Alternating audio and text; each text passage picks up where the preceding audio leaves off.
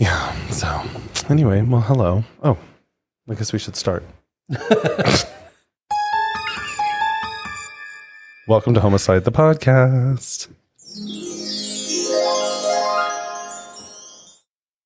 Hi, I'm Kevin. And I'm Brandon. I almost forgot my name for a second there. You did. Because I got distracted by my twinkle fingers. Yeah.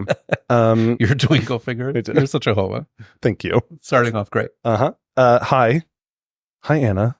Hi. Anna is here always. And I just love it. I feel like we started the podcast with Brandon and I, but Anna's like a really big part of it. Well, of course, it feels weird every time she's in that. I know. I feel like I should I go on camera? Sometimes, yeah. I want to poke my head in. Okay, Anna's going to come on camera for just a second. I'm just she's going to do a little, hey guys, just a little pokey poke. That so you sounds can see gross. how hot and sexy I am. Yes, she's so she's so sexy and hot. Ooh, she's that's really real bright. Yeah, bright lights. I know. Maybe we need to get another camera set up where it's just like there. I mean, I could always POV. put the GoPro up for your cam. This is cam C. I don't know. AB. No, would be B because this is only one camera. So why wouldn't it be A? Right? Well, A is your main. Wouldn't that be? Yeah, but we only have one. Yeah, I know. I fucked it up, you guys. So it should be. You see, he was trying to gaslight us right then. I know. I was not. I've been gaslit enough this week, Kevin. It's very true. I was not doing such a thing. God. I love you. Well, thank you. At least someone does. Shut the fuck. I'm just kidding. Okay. Plomp, plomp, plomp. What is new with both of you? It's new. I don't know what is new. We did the this is going to come out in a week from now. Yeah, but so it's a little delayed.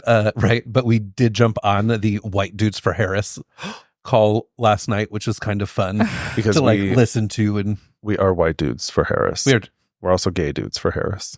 We did miss that one. We did. Mm. LGBTQ. It was really. Have you heard about this? No. Oh my God. There's all of these Zoom calls. White women for Harris, black women for Harris, Black men LGBTQ for Harris, veterans for Harris. Yes. And what do you do on these massive calls? Zoom calls that they bring on politicians and celebrities, and it's just raising money for the Harris campaign. Yeah. It started off with the Black Women for Harris Zoom call, which there was 44,000 black women or something like that. I don't know that joined. And then there was the White Women for Harris that had something like 200,000 women join. And the one that we watched last night, it wasn't necessarily a Zoom link. No, it was they had a Zoom and they were just... And then they live streamed the Zoom. Okay. So they had a bunch of different actors, a bunch of different politicians, like Pete Buttigieg was there. Almost all of the candidates for vice president that they're talking about was there. Were there. Lance Bass was there, Mark Ruffalo, Josh Gad, Mark Hamill. Yeah, they raised over $4 million. Yeah. So much so that Elon Musk got offended and shut down their X account. Okay, I'm slay. So, you know you're done doing something right. Right. When Elon Musk comes for you. Right. But for a good juxtaposition of it, you have Elon Musk doing that, but then the CEO of LinkedIn donated $50,000 he matched a donation.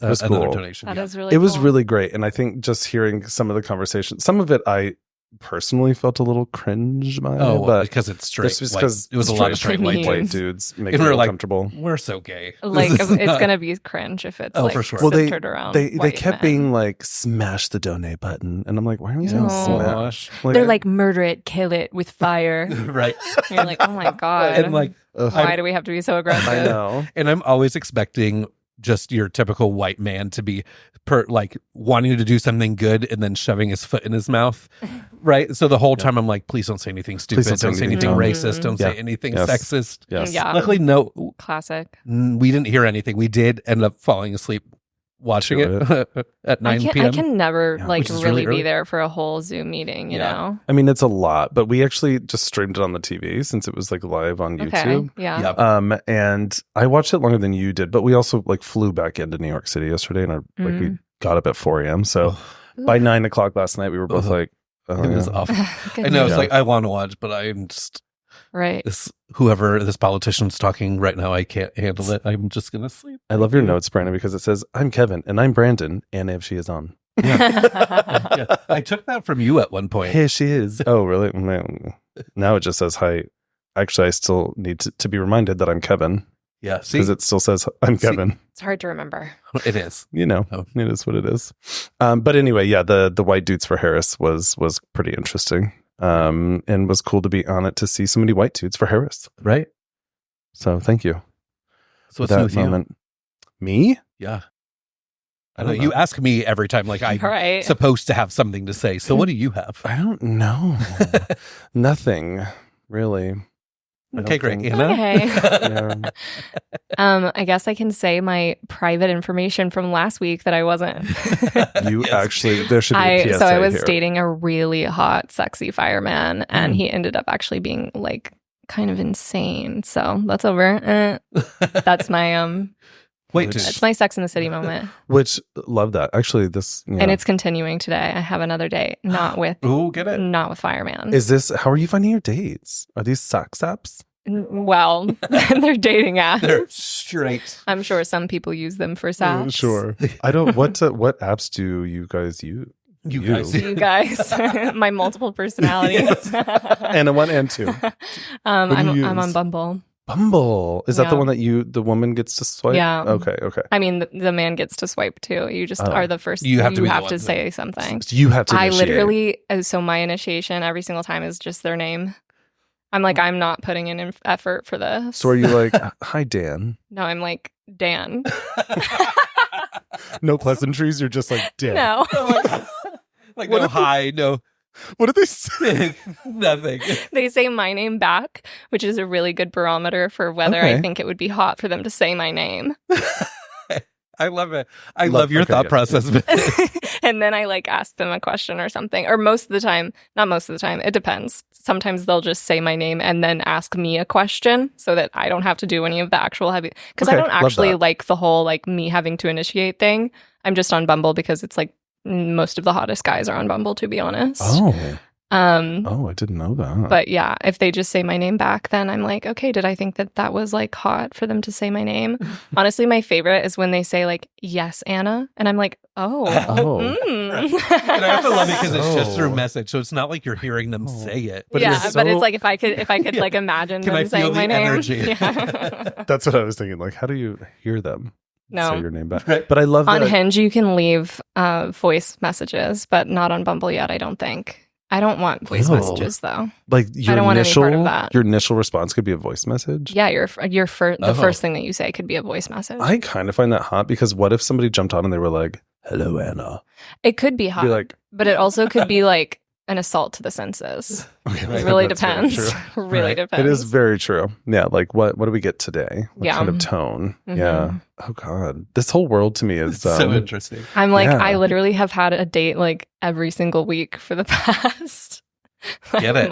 You know what? Good Free meals. Free meals. No, honestly. Like this is a very it's fun. Budgetary conscious. As long as the man is going to be paying for it. Because you have the ones that are like, can we just split it? No, if they did that, I would be like, I'm going to go. Goodbye. You're going to pay for it. I'm leaving. The great thing about the fireman thing is that like he was really paying for some really expensive things. So that's always nice. Very slay. And then as soon as he was like, I'm a psycho, I was like, oh, bye. Oh, I'm not going to Would you ever consider being his friend?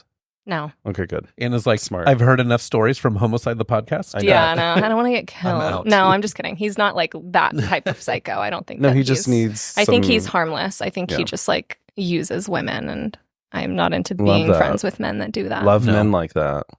Not really. Yeah. Well, I'm proud of you. Yeah. Thanks. You are such a strong woman. Shout out to your mama because I'm sure that some of it came from her. Hi, Mom. Oh, I do. I love have like a group women. message with Do you? my mom and my sister-in-law where I'm really keeping them up to date on all of the dates. I love it. Oh my God, I love that before I so go, much. I'll send them a screenshot of their picture and a little bit about them and whatever. Oh, fun. Also really smart, right? Yeah. Because if you do end up murdered, like share your location. Mm-hmm. Yep. Share your location. Feeling resemblant of our last episode. Yeah. I don't remember the last episode. What was that? We were talking about sax apps. Oh, sax apps. Oh, yeah. Yeah, I'm not planning on getting murdered. No, none of us should. I won't be going to anybody's how many people houses No. until at least the third date. Yeah. I don't know. I'm reading a book right now, and I don't know where it is. I hope I didn't leave it. You're reading a book. As in, he read one chapter 3 weeks ago. I read 2 chapters 3 weeks ago. Thank you.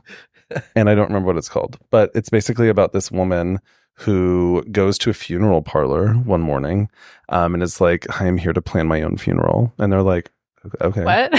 So they help her plan her funeral, and then she dies. She's murdered 6 hours later. 6 hours. Yes. That's really crazy. And that's all I know so far, because that was chapter 1. Well, you're really selling this book here. Yeah. I mean, I thought. Welcome to Book Talk.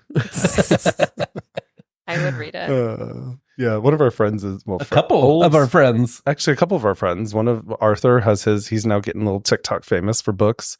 And then our old social media manager, Shania, is pretty big on TikTok now too. I don't read enough books for that. Yeah, neither. I mean, I do read, but like I read slowly. So it doesn't. I would read like one book a month and they'd be like, where's the content? Where's your content? It's like every video is like the first, 3 paragraphs of every chapter. Yeah. Like, okay.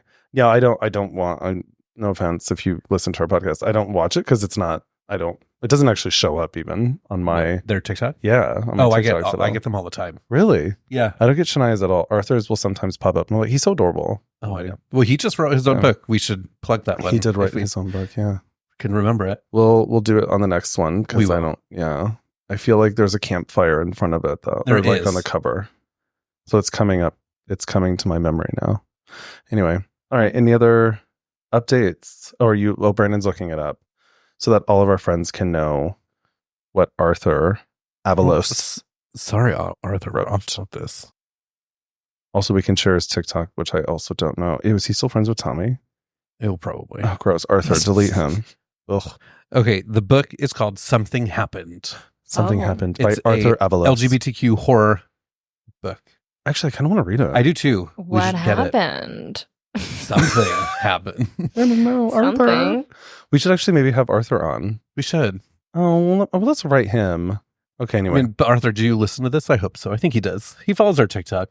That's enough. You'll see us there at least. Yeah. I'm just kidding. Hi, Arthur. I don't think Shania is into true crime. But I mean, okay, I'm sorry. That was a really great kind of segue into this episode because where's Arthur from? Chicago. And what is our episode on today? Chicago murders. There you go. Also, we forgot to name this episode. So Anna named this episode. Anna, do you want to share what the episode 23 name is? We Choose the Bear. Dun, dun, dun. If you've been on TikTok, then you know. Well, maybe you guys are on TikTok and you didn't know about that. There's the bear versus the man, and what would a woman choose? And most women are like, I would choose the bear. I would feel safer with the bear. And also, the bear is based in Chicago, the TV show. So also in the Chicago Bears. Also, the Chicago Bears. Like, there's Boys Town, so there's a lot of actual gay bears. We're talking about those violent men and why we would choose the bear. Yeah, I love that. When you say choose the bear, my mind goes right to like a gay bear, which is like a big old hairy daddy. Yeah. I mean, that'll like take care of you and love you. But like I said, there's Boys Town in Chicago, so there are a lot of gay bears. I have been to Boys Town. Have you been to Boys Town? Not while you were out though. Not while I was out though. No. And I was out already, but this girl thought I wanted to be with her and wanted, so I went to Boys Town with her. Which was really awkward. A whole nother story for another day. Yeah, we'll explain that one. God damn. Don't go after gay men. All right. They're not going to love you like that. Period. That's it. Yeah. Well, what's your story described as today? Well, I forgot to put that in here because what did you title yours? What a dick. Oh. That's it. That's simple. That's very short for you. I know. But I did Do steal I something. have a longer, more robust...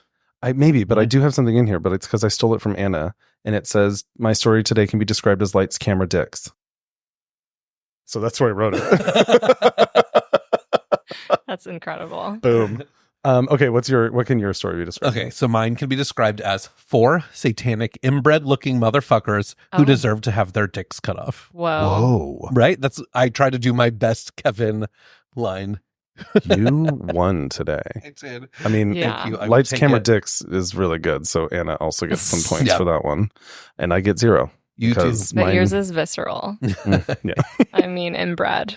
Yeah. That really brings Stephen Port to mind. Stephen Port. Oh, for sure. He was terrifying. I Listen- said the Absolutely creative inbred. for the episode Wasn't he graphics. creepy I'm like, looking? he Yeah, was ew. disgusting. Like, no offense. Absolutely I would disgusting. not have gone home with him. No. No. Like, at all. Even with his toupee. No. No. It didn't help anything. He had No. funky ass looking ears, too. Yeah. Did you see that? on And that his one eyes picture? were fucked up. Yeah, no, he had killer eyes. Ugh. And my guide today, also gross. Yeah. So stay away from. Never mind. Just stay away from. I was about to say stay away from ugly people, but don't. No, Don't. just ugly people who want ugly, to murder scary people with dead eyes. Yes. No, not even dead eye. I don't know. See, somebody in my story had intense eyes too. Really? Mm-hmm. They had murder eyes. Oh God. All right. Well, anything else that's new other than go register to vote, vote.org, check your voter registration. Thank you. Anything else? Don't forget to subscribe. Yes. If you Yes. like this video, go heart it or love it. Up it. What? Up it. I don't know. Thumbs up it. Like Is that what you do? On YouTube? Yeah. Thumbs up. Yeah. You both are looking at me like I'm insane. I'm like, what are you talking I'm about not right making now? this up. This is what we do on the social medias. Reminder that you can leave comments on Spotify now. If you Yes. listen Yes. on Spotify, don't be a weird, silent, creepy person. Yeah, don't be and rude. Not say anything. That is Because one that's what you're thing- doing. If you're listening and not saying anything, Yes. you're actually being a creep. I agree. That's that one. What's that? The UCB show that we. It's not UCB, but it's Rat Rat Scraps. Scraps. What did they always say at the end of that? If you like take pictures, If you take pictures without tagging us, you're a creep. you're a creep. That's what it is. Yeah. Yeah. So I guess this one would be like comment or you're. Yeah. Comment. Say something. It doesn't work. Say No, something. it doesn't. Or See something, say something. see something. See something. Say something. Hear something, say something. Yeah. Thank you. Unless they're watching, then they could see and hear it. And thumbs up it. This is a great intro. Anyways, let's dive right in. Who goes first today? I think I do. Do you? I do. Oh my God. Do you? Can you tell us? Do you? Can you tell us your cover? Oh my God, I cannot think today. Your title. What is it again? Well, the story could be described as 4 satanic inbred-looking motherfuckers who deserve to have their dicks cut off. Like Lorraine Bobbitt Yes. style. Exactly. Yeah. You know Lorraine Bobbitt? Mm-hmm. Yeah. Interesting. All right. Well, let's dive in. Right. Okay, so on June 2nd, 1981, the police responded to a call about a bad smell near the Rip Van Winkle Motel in the Chicago suburb of Villa Park, Illinois. But like what kind of bad smell? Let me fucking get to it. Oh, it was very New York. Let me fucking. You're I was welcome. like, yeah. So at first, believed the smell was coming from a dead deer, the police started to scour the open field behind the motel.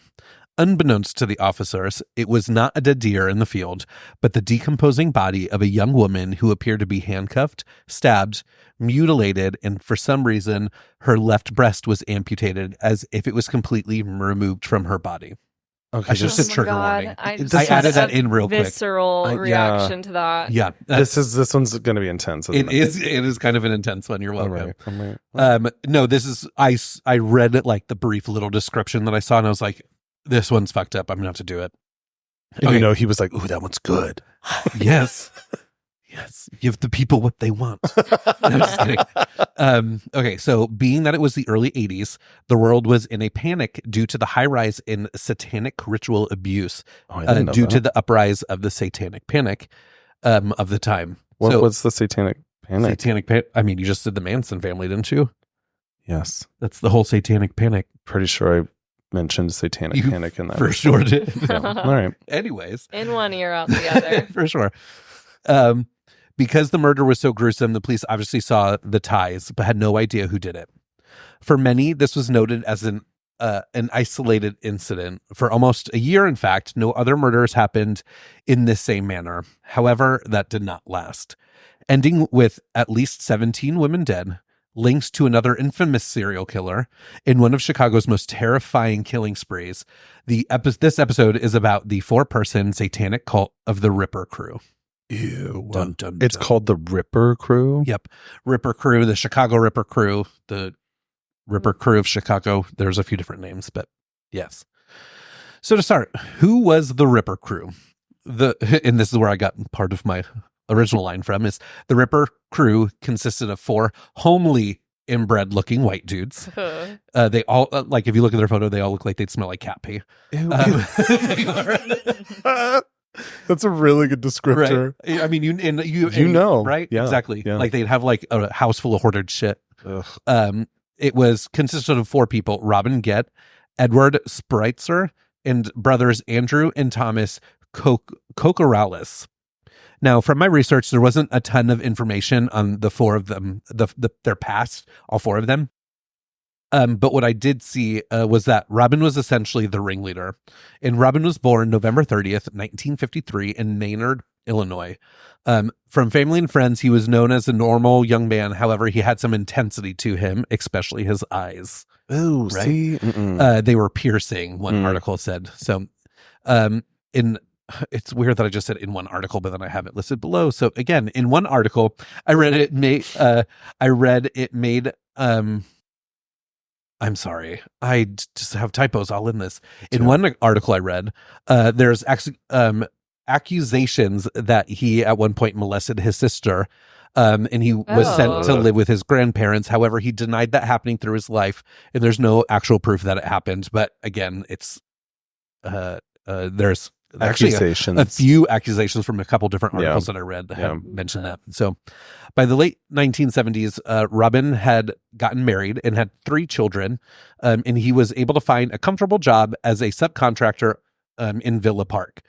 And one of the most interesting pieces of this was his boss, the person who helped him grow in his career, and maybe more, was one of the most notable serial killers to date. What? John Wayne Gacy. Shut up. Yeah. Yeah. They were friends? Yeah. I mean, they worked with each other. He worked for him. Why does the Midwest produce so many goddamn serial killers? In Chicago. Lead. Right? Yeah. Kevin and I were That's looking. Like always the excuse. Kevin and I were talking this morning about how there's a lot of serial killers in Chicago. Yeah. And we might actually do a part 2 to Chicago because there's a lot. Yeah. Yeah. Yeah. I know. Right. So from what I've read throughout Robin's life, he had an obsession with breasts, specifically to injure them, like stabbing them with pins. Oh my God. Yeah. So regularly he would ask his wife if he could injure them as they would have sex. Right. And apparently she complied, although she didn't enjoy it. Oh my God. It would even get to the point, and I'm literally holding my chest right now. It would even get to the point where he would cut her breast so much that they would get infected. Oh my God. What? Which he enjoyed playing with. I've never been so happy. I've never been so happy to be part of the itty bitty titty committee. The itty bitty titty committee. Yeah, it's insane. That's really funny. That's also really fucking disturbing. Yeah. Well, he even described the kink as something his entire family enjoyed, that his father, his grandfather, and his great-grandfather enjoyed all the same things, as if it was like hereditary. But like, how would you even know that? Yeah, right?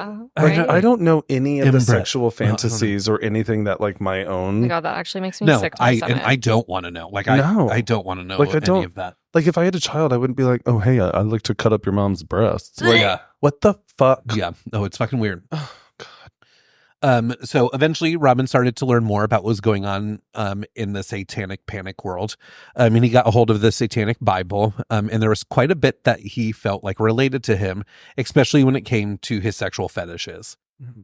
So as far as the other 3, there wasn't much information I found besides the fact that all 3 of them were deemed pretty dumb. I saw one article state that at some point they were referenced as simplistic in possessing a borderline range of intellect. All of this in turn made them easy targets to be manipulated, and Robin really honed in on that, making them believe that Robin had supernatural powers that he could use to control people. Lord. So I did see that Edward grew up in Chicago, but he had a really difficult upbringing. He had a lot of issues with his stepdad and bullies in school. And by the time he was 18, things were a little bit too rough, and he ended up getting kicked out of his home. Eventually he met Robin, and Robin ended up letting Edwin move into his home, into his family home. So into the house with his wife and kids. As far as Andrew and Thomas, besides being as dumb as rocks, I did see that it's really offensive to rocks. I did see that they were from Villa Park, and they met Robin when they took a job at the construction site that Robin managed. Now, I didn't see anything relating them into knowing John Wayne Gacy, but the stuff that happened with John Wayne Gacy happened John Wayne Gacy got arrested before anything happened with these guys. Interesting. Okay. So by 1981, Robin was really deep into his satanic life and was looking to form his own satanic cult. And luckily for him, in the low IQs of the three men that he knew, he already had his crew started. So setting up what Robin called their satanic chapel in the attic of Robin's family home, the three would often meet when his wife was not at home. This attic space was only lit by candlelight and had an altar that was draped in red cloth and had 6 red and black crosses at the back of it. In the chapel, they would start their own daily rituals, all of which I didn't see. Like, I don't know what all of their rituals were. However, Robin made it clear that the rituals needed to include some sacrifice for them to place at the altar to appease Satan. Now, from what I've read, it seemed as the 3 other men were so manipulated that they became a little bit scared of Robin, thinking that they didn't want him to use one of them as a sacrifice. They just complied to everything. So this brings us to May 23rd of 1981. The 3 men ordered by Robin were to find their first sacrifice. Oh my God. Yep. Going to the Rip Van Winkle Motel, the trio knew that they'd be able to find a sex worker because like most of the disgusting killers that we've talked about on this podcast, they believe that targeting a group of individuals who knew that the police wouldn't really take as serious was a really good option for them. So it's here where they find 28-year-old single mother, Linda Sutton. Linda. Yeah. They lured her into their van, and it's here where they handcuffed her, gagged her with a cloth, sexually assaulted her, and killed her and mutilated her body.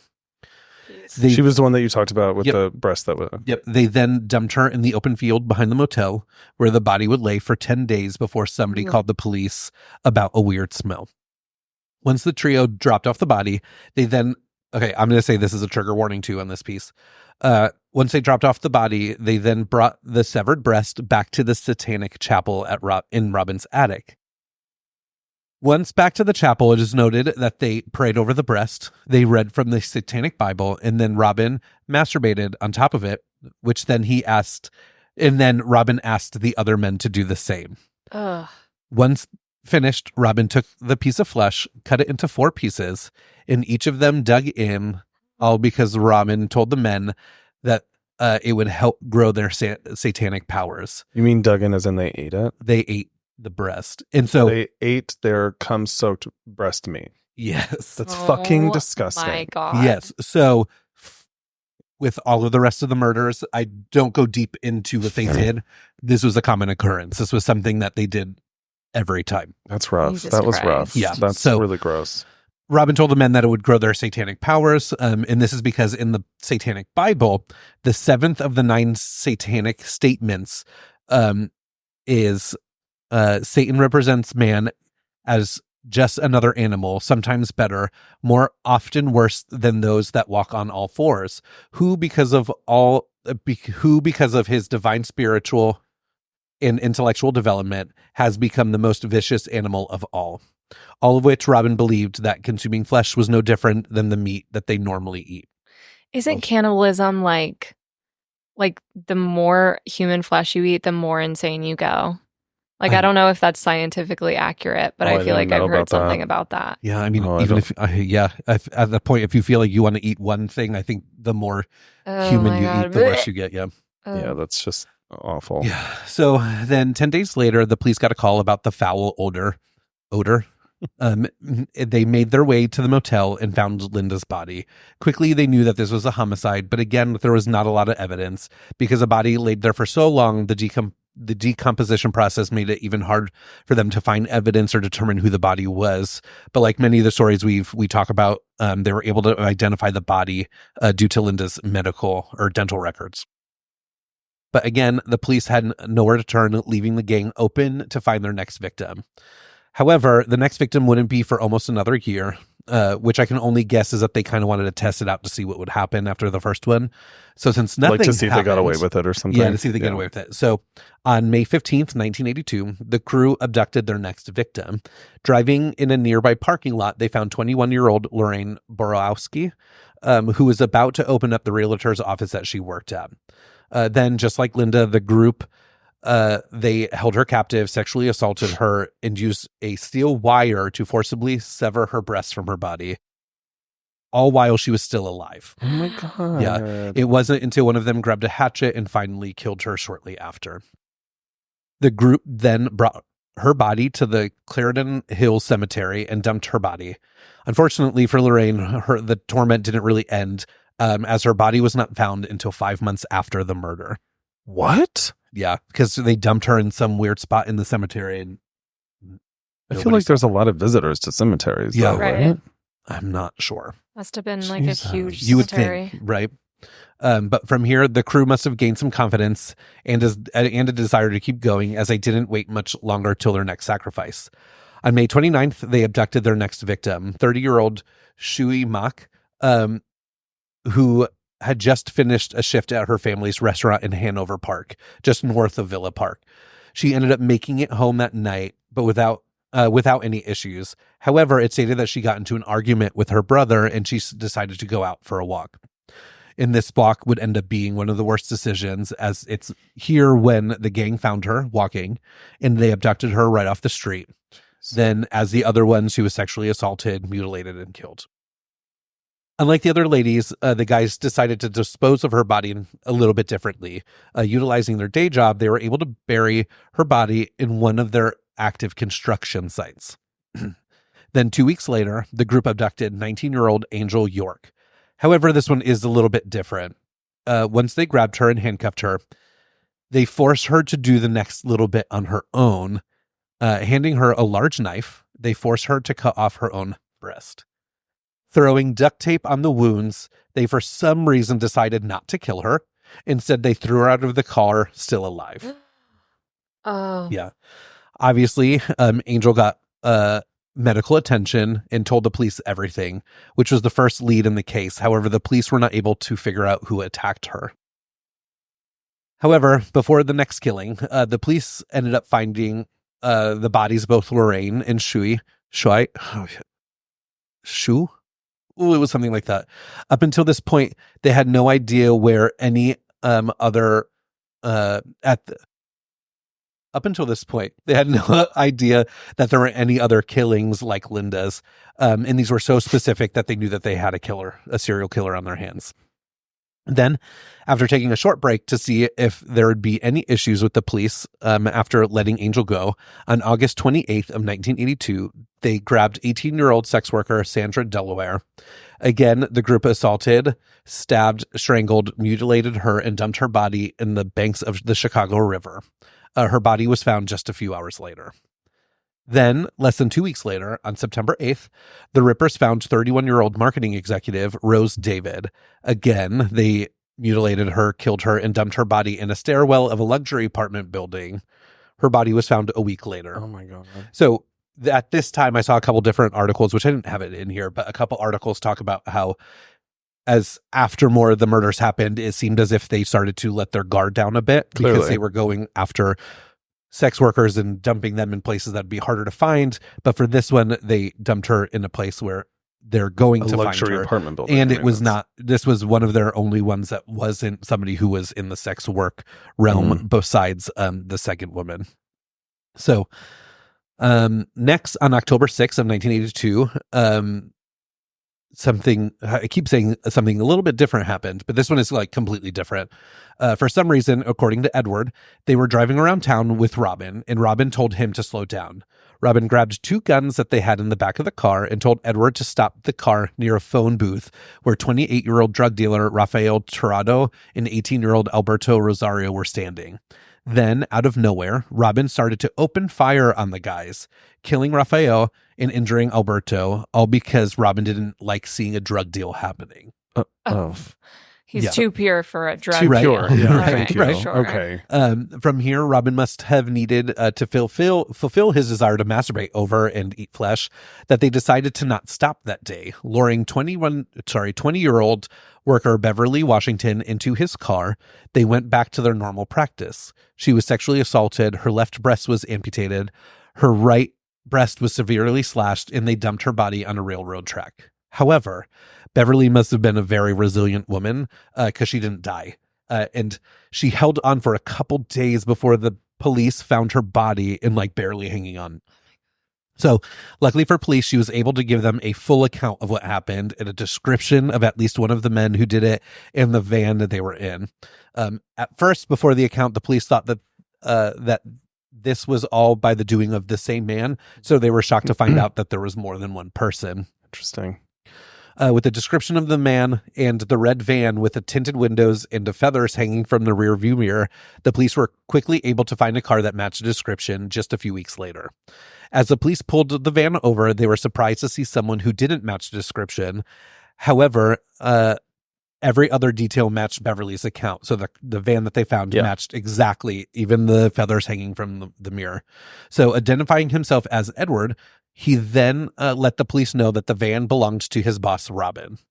Thinking on their feet, the police asked Edward to drive to Robin's home, in which he complied. When Robin exited the house, it came clear to the police that the person walking towards them matched the description. In this first introduction, Robin played it cool, stating he had no idea what he was talking about, offered to go back to the station for further questioning, and he asked how he could help. So the officers brought him back for questioning, but the police didn't have enough evidence to connect him with the crimes, and unfortunately had let him go. But they didn't stop their investigation. So in their investigation, the detectives talked to a motel manager. Now, what motel this was, I'm not sure. I couldn't see it. At first, I thought it was maybe the one from the first killing, but I don't think it was. So talked to some manager at a hotel. But this manager said that Robin and 3 other men rented out the rooms a year prior with adjoining rooms. They held loud parties and appeared to be involved in a cult. This investigation got detectives to finally figure out who the other 2 men, because it was Robin and Edward. And they were able to find out that these other 2 men were Andrew and Thomas. So the detectives also showed Beverly a photo of Robin, which he immediately knew was him. And so with all of that, the police eventually arrested all 3 men at different points in time, but within the next couple months. Just like other times Robin was brought in, he stated, true to his message, that he didn't have any part in the crimes. However, the other men went in when they were questioned. Edward quickly broke down and told the police everything, including the fact that there were 4 additional murders that they did not know about. However, the police never found those bodies. Andrew confessed to the murders of Rose and Lorraine, and that he had been there during the other murders as well. Out of all 4 of the men, he gave the most detailed account of what happened.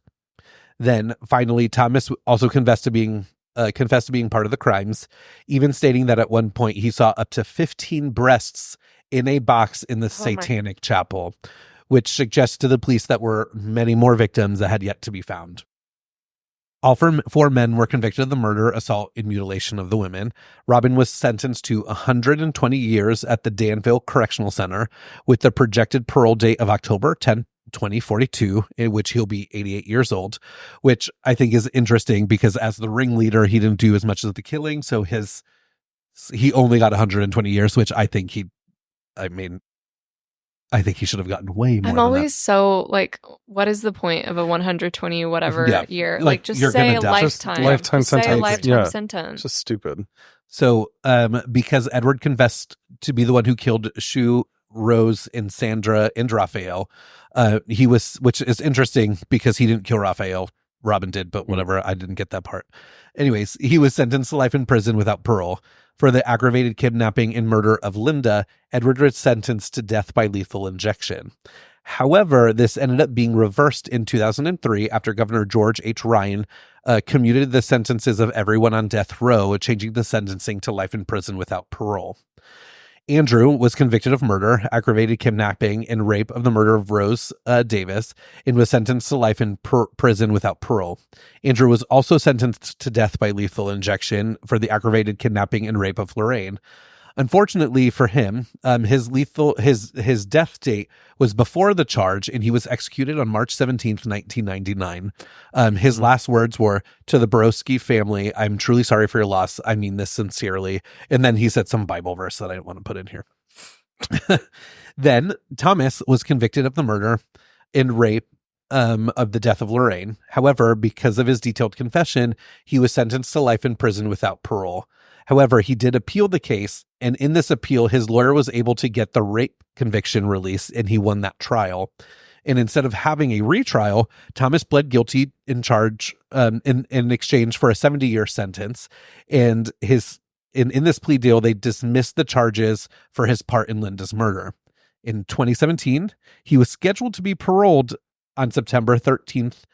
However, it was denied after he failed to provide a place to live. But then on March 29th, 2019, Thomas was released from prison after only serving about half of his term. And according to a 2020 article from A&E, Thomas is now 59, lives in a Christian shelter that offers training and guidance for ex-offenders in Aurora, Illinois. Be careful out there in Aurora, Illinois. So I pulled some interesting quotes and information. So it said that there was many more murders, up to at least 11 other sex workers that detectives were not able to confirm. Thomas came out and said afterwards, after he got out of prison, he said, "Everybody thinks I'm a monster." Yeah.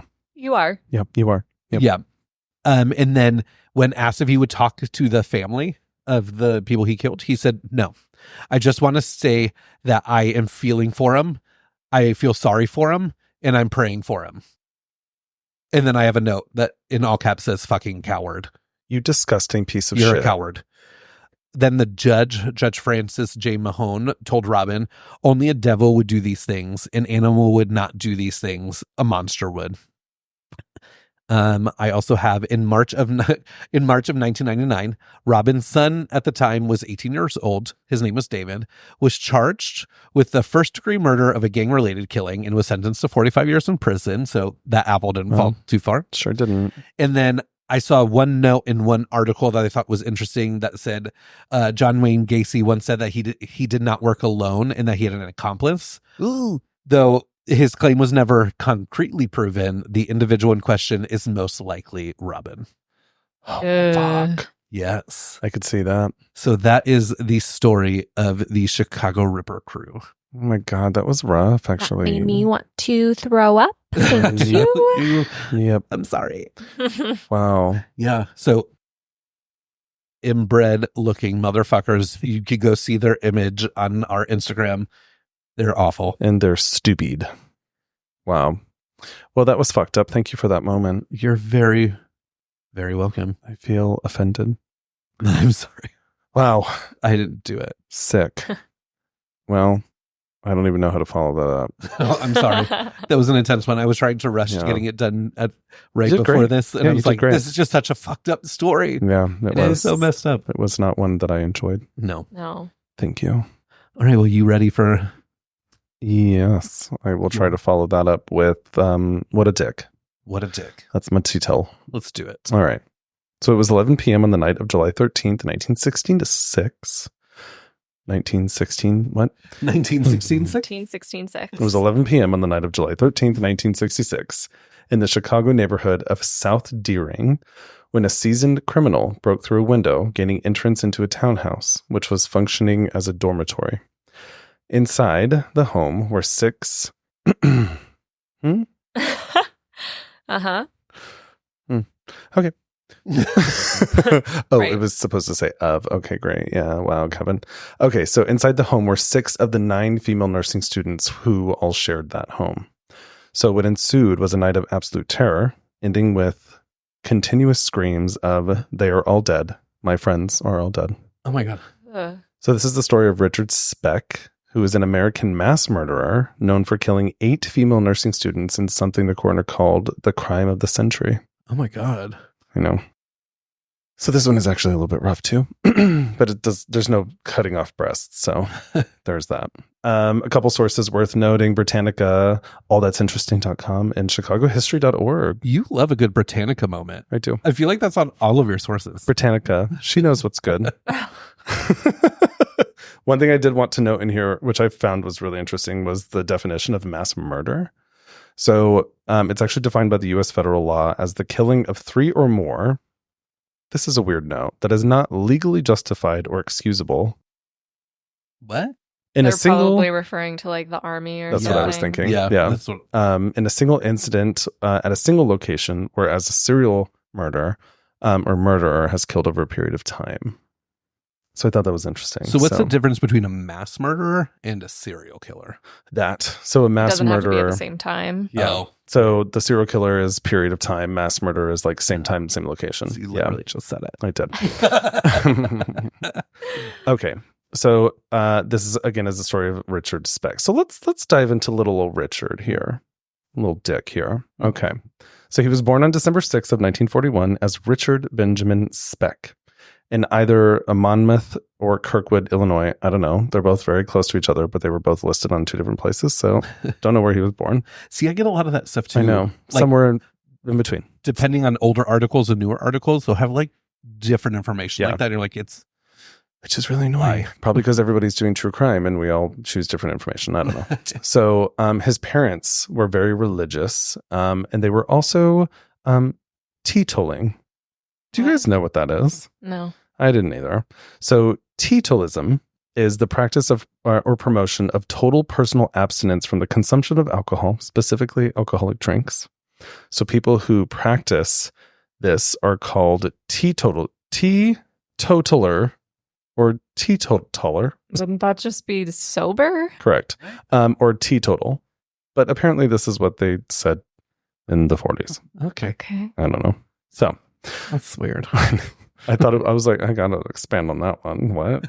But clearly I can't even say the word, which is probably why we say sober now. So Richard was the seventh of 8 kids, which is a lot. Mm-hmm. Too many. Right. Yes. Richard's father was quite clean cut. They were poor, but they were like, he was still like pretty put together. And apparently Richard's dad was like somebody that he absolutely idolized. He like loved him a lot. What's sad about that is that Richard's father died in 1947 when he was 53 of a heart attack, which is when Richard was just 6 years old. So 3 years later, in 1950, his mother remarried and moved with her new husband to East Dallas, Texas, taking Richard and his younger sister with her. But only those two. Don't know what happened to the other kids. Oh. Also, I only read that in one place. I don't know. He definitely went there. To Dallas, which you know Texas because you're from there. Yeah. What do you think of Dallas? Dallas is where all of my extended family lives. Okay. I personally like it. Yeah. It's not like, it's kind of a cool city. yeah, it's Yeah. fun. I've only driven. You kind of have to like know where the spots are. Yeah. My biological sister used to live in Grand Rapids? Grand Rapids is in Minnesota. Grand Prairie. I don't know. She lived in Grand Prairie, Okay, yeah. which is like right outside it. It's like a part of Dallas, but like The greater Dallas area. Yeah. There's a lot of Say it like that. suburbs around there. because I'm trying to breathe. My anxiety's high too. Oh my God. Today's an anxious day. I don't know why. Maybe it's because Oh, of these stories that right. we're Could be the story. Totally could be. My Could anxiety's very well been high be. all day too. I know our anxiety. We just have. You're like, someone's going to come and cut off my breasts. Oh my God. That's horrible. Okay, so Richard was a poor student, but not the sense of like he was poor because he was too, but he was just like a bad student. So in addition to that, he would refuse to wear his glasses, which is actually what he needed to like not be a poor student. But he also had speaking of anxiety, had so much anxiety that he would not actually speak in class, like at all. Like he wouldn't talk to people. So he ended up having to repeat the 8th grade, which is also the time that he began drinking alcohol. Oh, how old are you in the 8th grade? Like 12. Yeah. Right? Yeah. 12. No. Yeah. 8th grade's like 13. 11, 12. Yeah. But did they even have an age limit in the 40s of when? Well, I don't know. His what's interesting about I skipped over this part, didn't I? So, okay, let's jump back a little bit. So basically he ended up in East Dallas, Texas, right, with his younger sister and this new stepdad. Well, the thing about this stepdad was that he was a traveling salesman with a long criminal record, who was a very opposite person than what his father was. So the stepfather would actually drink heavily and verbally and physically abuse Richard. And so the family ended up bouncing from house to house, living in many of the poor neighborhoods in Dallas. And so Richard, here we are. Yeah, you missed quite a bit. I sure did. I skipped up. Richard, again, poor student, would refuse to wear his glasses, had to repeat the 8th grade, but then started drinking alcohol at that really young age. Well, he was supplied with alcohol from this stepdad who was an alcoholic. So that's how he kind of started drinking. So he eventually dropped out of high school during the second semester of his freshman year, which is young. which is also when he was arrested for the first time. Oh. At 13. Oh. I get it. I was arrested at 9. I was not drinking alcohol. I was smoking. Nor have oregano. you ever killed anybody, so there's that. I also have not killed anybody. Correct. I mean, yet at least. Ooh, never. I mean, yeah, never. Okay, although. Why did you second guess it? I mean, Because Yeah, my mind no. went to like, okay, if I had to protect somebody. Well, okay, but that's different. That's I not killing somebody out of cold blood. No, like I would not do that. So God, I we don't got think that so. straighted out. Right. I know. Thanks for Everyone's the like, clarification. Brandon, if you need help, blink twice. Brandon, shut up. So again, he was arrested at 13. So although I'm not sure for what, because I can't find it anywhere. And now I also think about saying in general a lot. And I say it a lot. You do. So although I do, and 100%. Stupid. Okay. So I don't know what he was arrested for in general, but it's known that he had regular run-ins with law enforcement due to his excessive drinking and penchant for public disturbances. Penchant. I guess so. I So, liked and the this is word, all so I at the put it in age there. 13? Yeah. So I said that's for public disturbances. It's a long cry from not speaking to people in elementary school due to his anxiety. Right. Yeah. So, which alcohol brought out that part of him. Well, I mean, that makes sense. 'Cause Yeah. I feel like it's like that for everyone. For a lot of people who are anxious around social settings, alcohol can certainly open them up. So It's not necessarily the best option, no. but Some some of us have been there before. we have. I mean, I'm not gonna lie. I love, which is why I don't do it a lot. I love drinking a lot. Like I used to I used go to out a love lot. drinking. I used to love being drunk, Not much. which is why I don't do it as much anymore because it could be an issue, and I like to control that. At least you recognize that it could be, and you don't do it. I do. Alcoholism runs in my family, so my Mhm. biological family. So I was like, let's not become that. Anyway, so his drinking got pretty bad, and he would actually regularly be drunk as a 13-year-old every day. So in 1962, when he was 21, he ended up marrying a 15-year-old girl Oh, At 21? named Shirley Malone because he got her pregnant after they met at a Texas fair. 21-year-olds, leave 15-year-olds alone. Thank you. Actually, all older men. Leave children Just leave alone. children alone. Great. If their age starts with a teen, yeah. If it ends in or teen, ends in teen, sorry, 15, I'm dyslexic. 19 Starts with a teen. teen 6. Don't have sex with teens. Just any kind of teen. Just don't do it. God. No. Yeah, no, disgusting. So Or younger than that. Yeah. Realistically, Just you have disgusting leave- people just going leave children after, like, alone. 9-year-olds. done. Okay, so he tattooed "Born to Raise Hell" on his arm, Okay. which would be quite poetic. Yeah. He was arrested 41 times before he was 24. There should be like a some kind of law that's like, if you are in jail for this amount of times, we're just We just keep you gonna here. keep you. Just We're gonna wait. keep you. If you're arrested for police, justice system, what?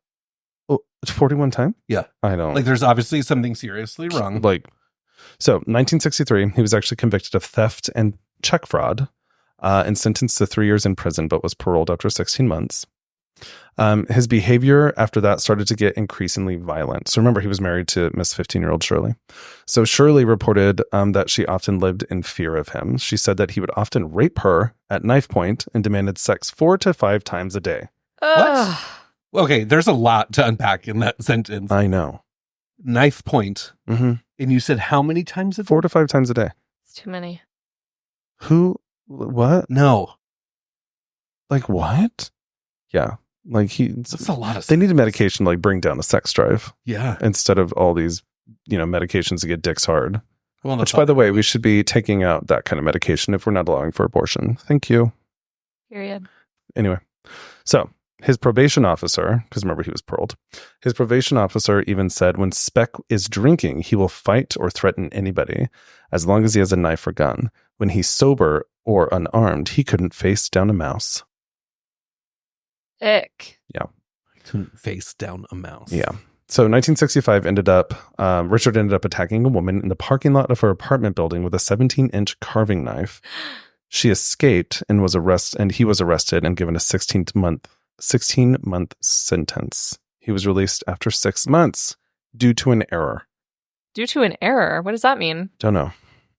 That's Okay. How about we don't That's make that. errors? Yeah, let's not make errors Yeah, about maybe that. not. And release people who end up killing people. So, fearing for her life, Shirley, Richard's wife, filed for divorce in 1966 and took full custody of their child, the one Good that for he her. got her pregnant with, at the fair. So, to avoid another arrest in Dallas, remember, because he's been doing a lot of crime there, Yeah. he returns back to his birthplace in Illinois, which is where his violence escalated significantly. So, 1966, after returning to Monmouth, he robbed and raped a 65-year-old woman. And while there, he also while there in Monmouth, he ended up stabbing a man in a bar fight, stole a car, and robbed a grocery store. Did he get arrested for any of these? No. So he then killed a 32-year-old barmaid who worked at a bar he was doing carpentry work for. When he was questioned by the police about the murder, he fled, went to Chicago. So he was already in Illinois, Yeah. like 200 miles from Chicago, went to Chicago, and he stayed with his sister who lived in Chicago. His sister's not like, why are you here? Well, so he overstayed his welcome at his sister's house. So he eventually settled into a Skid Row hotel near the National Maritime Union Hiring Hall, where he actually applied for work as a merchant seaman. So, which by the way, I didn't know Skid Row was a part of Chicago. I thought Skid Row was in New York City. I think they Are there consider. multiple? I think Maybe there's there are. multiple. I think they consider any like bad neighborhood at that To be time Skid Row? kind of like a Skid Row. Because like my mind goes to Little Shop of Horrors, Yeah. which I thought was set in New York City on Skid Row. I have no idea. I might maybe be wrong. we're wrong. So, Okay, so according to Google, mhm. originated around 1900 when the term Skid Row was used to describe a part of town that was frequented by loggers who made roads or tracks of logs laid crosswise on another. That does not give me enough information. I think that's wrong. I actually think Skid Row is in LA. Oh God. Help us, listeners. Is a neighborhood in downtown Los Angeles. Okay, I think that's actually what is Little Shop. What's the accent then that they have in Little Shop? Little Shop is like, she's like, she has her it sounds like a New York accent, right? It's like a Jersey. For what's the Audrey? Isn't Audrey's accent like, I don't know. It New York seems very City? like overplayed. yeah, and I got a black eye. Yeah, Yeah. like it's In my arms in a my cast. arms in a cast. Yeah, like I think Okay. that's very New York. Yeah. Okay, so this says the 1960 film set on Skid Row in Los Angeles, but the Broadway musical is set in New York City. Well, that's awfully confusing. All right. Well, Los Well, that's Angeles or New York awfully City. I don't know. confusing. Apparently, there's a Skid Row in Chicago as well. I would assume it's just any bad neighborhood with a lot of Yeah.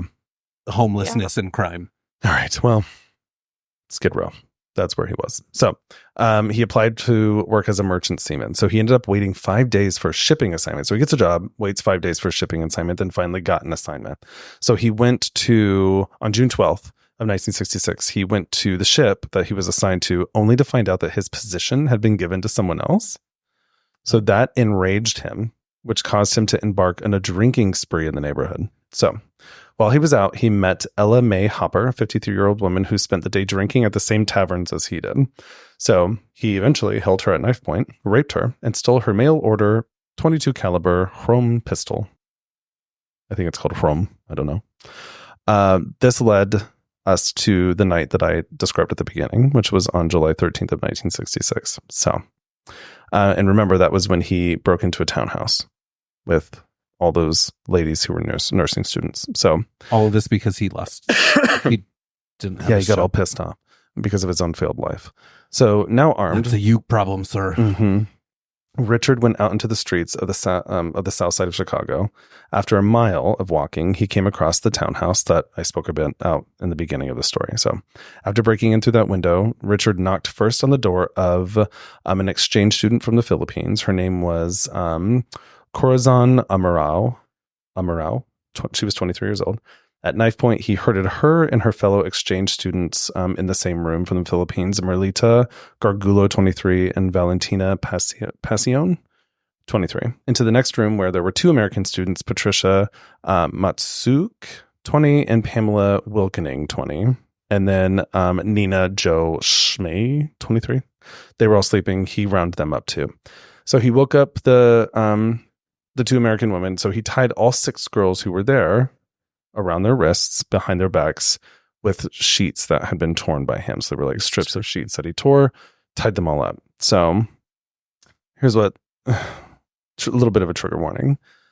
So what Richard ended up doing was, one by one, he got each woman from the room, would take them out of the room, and then would stab them to death or strangle them, or sometimes both. Oh my God, this is kind of like that one story. Which one? That you had talked about. It was the one where they were bringing the family into the barn and killing them. God, yeah. that one was horrible. That was a cult, yeah. Similarly, that's what he did with these. So in the midst of the murders, though, 3 other students end up coming home during that time, which is why the murders were at 8. Remember, there were 9 that lived there. So 2 other nursing students first arrived. So one of them arrived home. Her name was Suzanne Ferris. She was 21. She was the first one to arrive during these murders.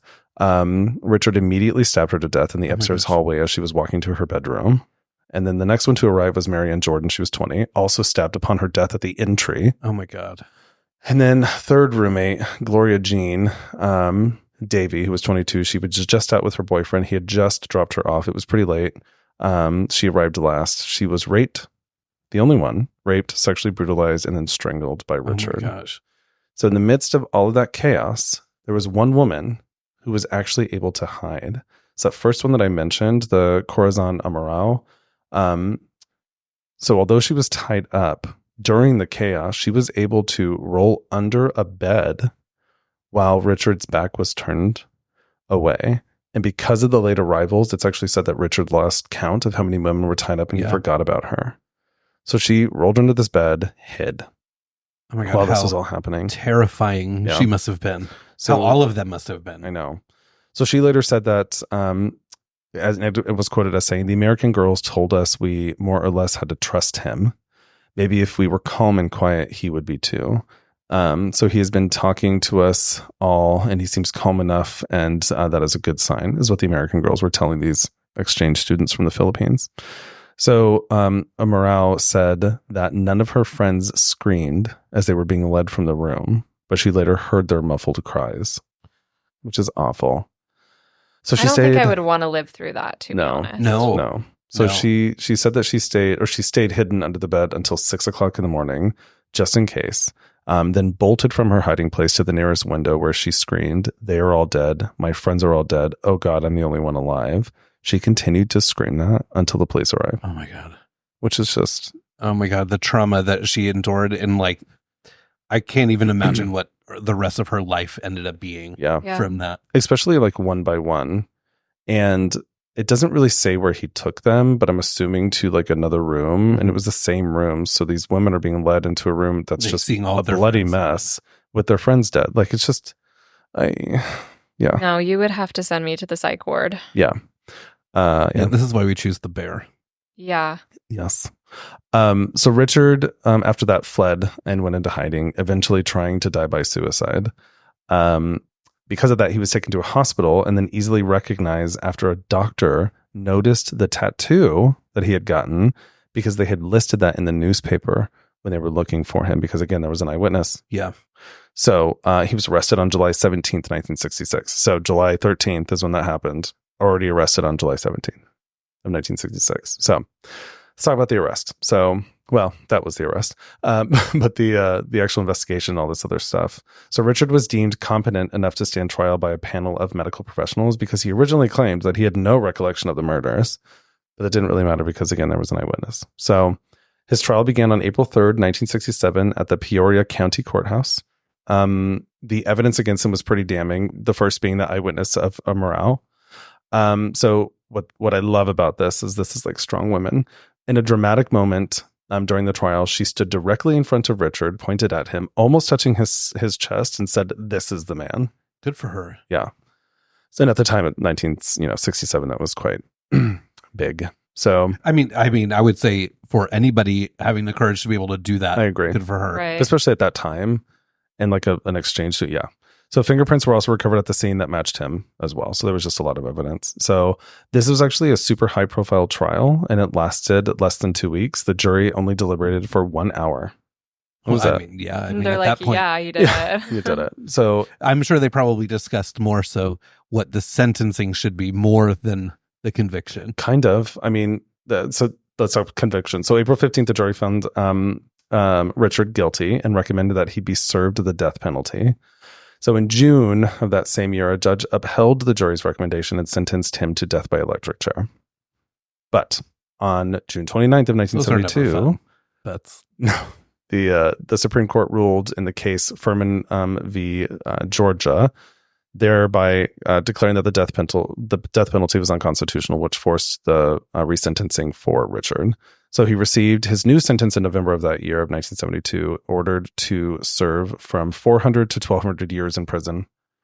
Though 8 consecutive AKA sentences. a lifetime. A lifetime Come on fucking now. sentence. Like, So for many. it was later reduced to 100 to 300 years. I guess they finally recognized that people don't why live that take long. the time to reduce it? That's such like Stupid. asinine. Just a waste of Such time. Just wasting your time. stupid shit. And wasting taxpayer dollars. Yeah. No, So- literally. He would serve his sentence at the Stateville Correctional Center in Crest Hill, Illinois. Okay. So while imprisoned, Richard unsuccessfully petitioned to be paroled no less than 7 times. In 1996, y'all, Don't say it. a bizarre video taken of Richard in 1988 was released to the public by an anonymous attorney.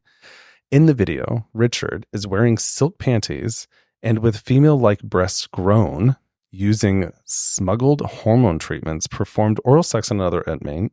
While they both What? This is not what I thought you were going to say. while they both do large amounts of cocaine. At one point, Cocaine. In prison? Where are they getting cocaine? okay, apparently my other sister, love her, who's a felon, she told me that in prison, You can get with that anything. shit, you can get anything. And I'm like, Well, what? because people smuggle it in. I want to say, She also said there's a lot of dirty cops, like a but lot. even like, I mean, Like, Orange is within- the New Orange Black. is the New Black. Like yeah. things like that actually happen, which Yeah. is insane. Like I can't believe my sister lived through. But all to that get kind of even stuff, but yeah. hormone treatments, and Apparently, yeah, was getting hormone, like just whatever. So here's what's interesting. It's I like, thought you were going to say that he got out in parole. No, bitch. Not this. no, this is what I found earlier, and I was like, what? So what's interesting is that at one point, a prisoner that's filming from behind the camera actually asked Richard why he killed the 8 student nurses, to which he merely replied, "It just wasn't their night," and laughed.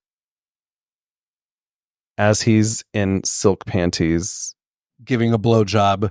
and doing large And amounts of coke. cocaine, That like, that took me somewhere different. And Yeah. I'm I know a little shocked it right took now. me still. I was like, wow, this journey is blink, blink. weird. So he actually died in prison due to what is Yeah. largely believed to have been a heart attack on December 5th of 1991, which is he died in a hospital that was nearby in the town of Joliet, one day before what would have been his 50th birthday. So he died at 49. So he was cremated and his ashes were scattered in an undisclosed area. Like, who cares?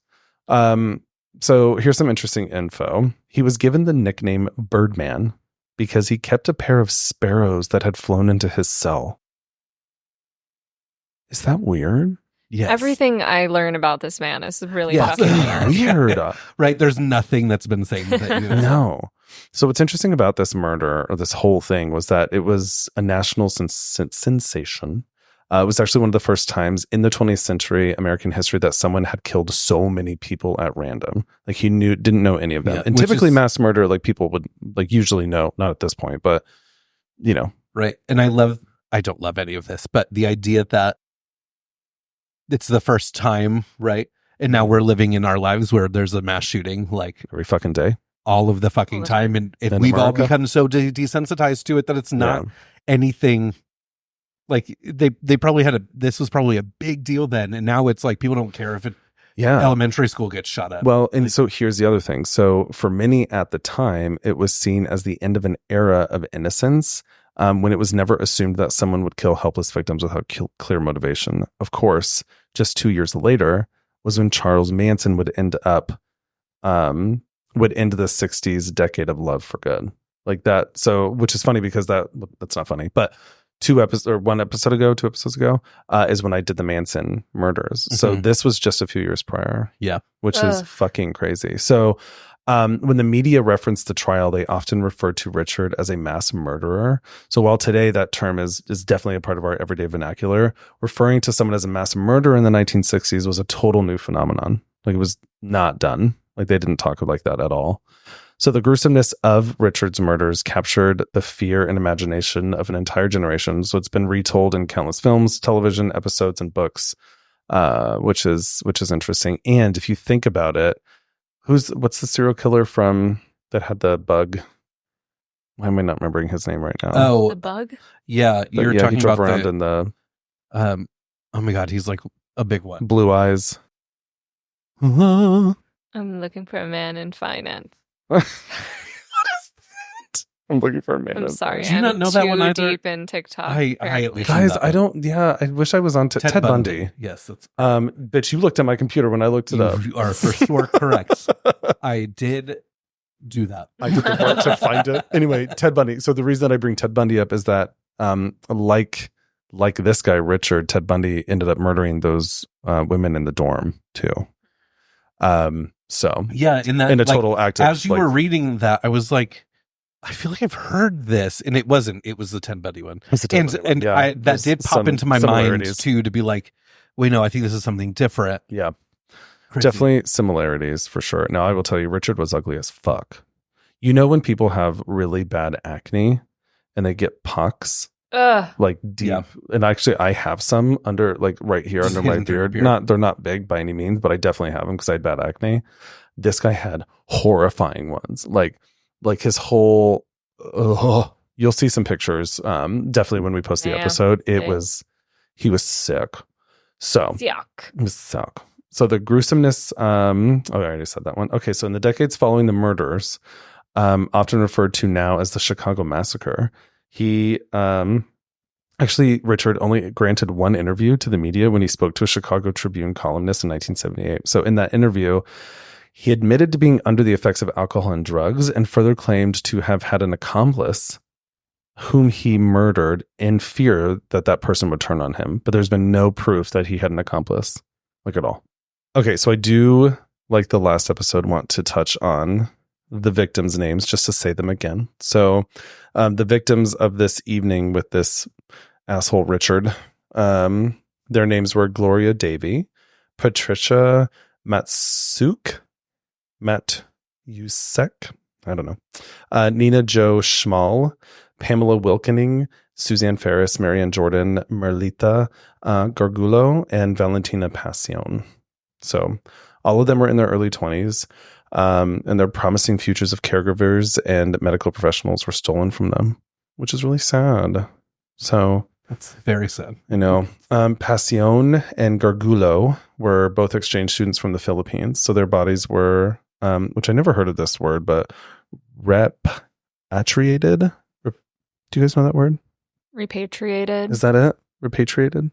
Yeah, I think. Never heard of that word. It's like It's basically patriotic. Going back to their It could be. land. I don't So they were sent back to the Philippines after a mass was held in their honor in Chicago. And that probably already has to be scary for parents enough to be like, my children are leaving to go to a whole nother country. Yeah. Yeah. And you don't know when your worst nightmares come true. Right. Yeah, where your children are murdered in a foreign country. In what would also be considered a nightmare. Like, Yeah. that's terrifying. It's just sad. So anyway, that is the story of Richard, who was a dick. He was a dick. Fuck all these dudes. I know. Yeah. Never Yeah. trust a straight, Always creepy looking choose man. the bear. Always choose Always choose the bear. the bear. I love that that's the episode title that you came up with. Thank you. Because I literally was like, these guys are horrible. Yeah. I don't even know what to do. So anyway, episode 23. So just as a couple notes, if you like this video and this content on YouTube, give us a thumbs up and subscribe, please.